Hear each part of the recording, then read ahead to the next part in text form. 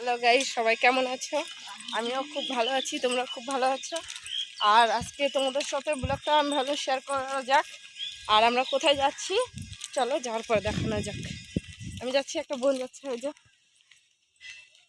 বোনটা। তো এখন মেন রোডে উঠলাম, আমরা দেখতে পাচ্ছ মেন রোডে উঠে যাচ্ছি। ওই যে আমরা এদিক দিয়ে যাচ্ছি। তো এদিকে আমাদের পাইপলাইনের এদিকে পাইপলাইন দিয়ে যাচ্ছি, কেন রোদ দিয়ে হলো। আর এখন গরমের দিন না, কিছু ভাল লাগে না।